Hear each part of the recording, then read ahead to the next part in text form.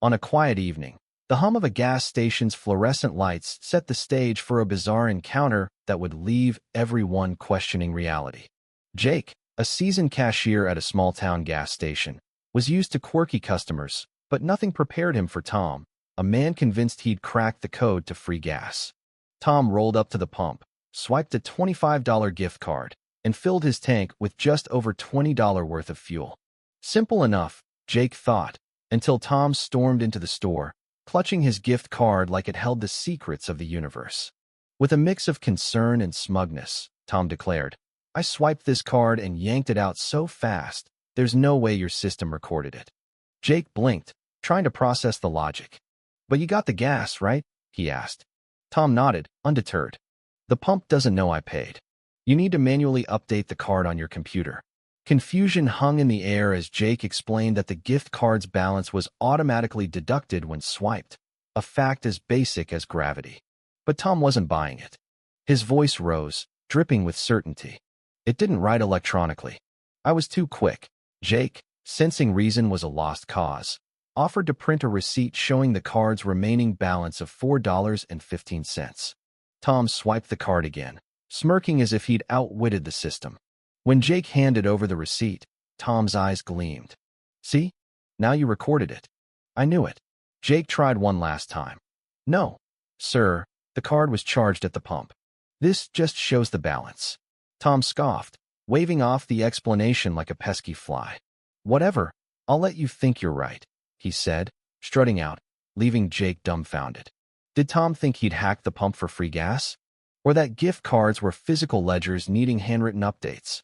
The mystery lingered, a spark of absurdity that set the tone for stranger tales to come. Across town, a serene morning at a leash-required park turned into a battleground of entitlement. Sarah, a newcomer to the city, strolled with her elderly terrier, Max, both wary after past dog attacks. Sarah's own childhood scar from a dog bite made her cautious, yet she loved animals, blaming bad behavior on owners, not pets. The park's rules were clear: dogs on leashes, no exceptions. But as Sarah and Max crested a hill, trouble loomed. 20 yards away stood Linda, a woman in her late 50s with a choppy haircut and two unleashed dogs, a sluggish dachshund and a German shepherd that locked eyes with Max and charged, barking ferociously. Sarah scooped Max up, hoisting him above her head as the shepherd leaped, snarling. "Call off your dog," Sarah shouted. Linda, unfazed, stood motionless, watching the chaos unfold. The shepherd lunged again, and Sarah used her legs to nudge it away, yelling, "Control your dog now." That snapped Linda's trance, but not in Sarah's favor. She erupted, screaming, "Get out of my park, you jerk! Stop kicking my dog." Sarah, still holding Max aloft, was stunned. Kicking? She was barely keeping the shepherd at bay. "If it bites, I'm calling the police," Sarah warned. Linda finally called her dog, but it took several tries before the shepherd retreated. Even then, Linda's tirade didn't stop. She gripped the dog's collar and shrieked, "This is my park. Leave." Sarah, shaken but resolute, headed to her car, Max trembling in her arms. Linda followed, loading her dogs while hurling insults. "You ruined my day. I do what I want here." Sarah, seizing the moment, snapped a photo of Linda and her green Kia's license plate, then dialed the non-emergency police line. Linda's face twisted with rage, but when Sarah began describing the aggressive dog to the operator, Linda sped off, curses trailing behind her. Sarah reported the incident anyway, haunted by the park's nearby playground. Linda's entitlement wasn't just annoying, it was dangerous. Had she scared others away, claiming the park as her fiefdom? The thought fueled debates among locals. Was Sarah overreacting, or was Linda a menace who needed stopping? The drama escalated in a rural corner where old farmland met a shiny new subdivision.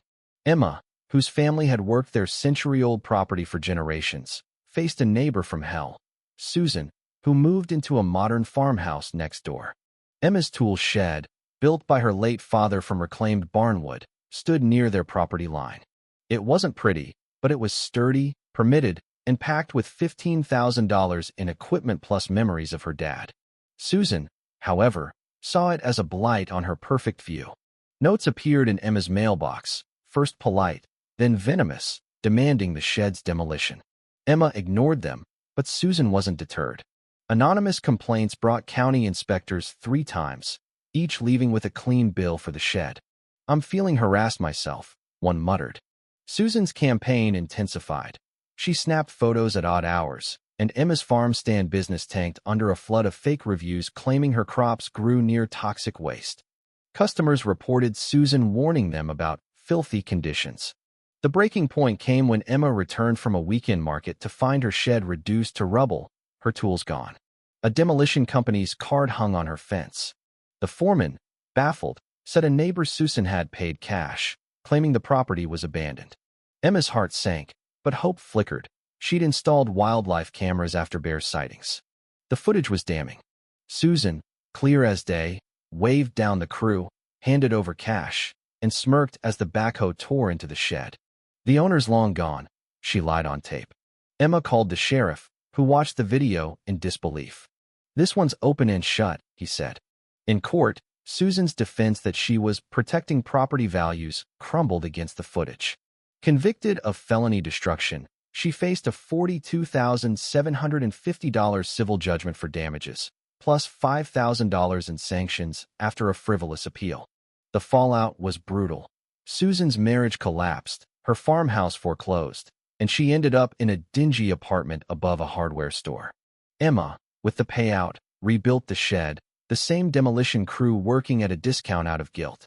A framed court judgment now hangs inside, a testament to justice. The case split the community. Some saw Susan as a villain, others as a misguided busybody who paid too steep a price. Whispers lingered. Had Emma's cameras trapped a criminal, or had Susan's obsession with perfection justified her fate? Each tale, from Tom's gas pump delusion to Linda's park tyranny to Susan's shed-smashing audacity, ignited arguments. Were these just quirky missteps, or proof that entitlement can spiral into chaos? The stories, raw and unfiltered, left everyone wondering who'd cross the line next.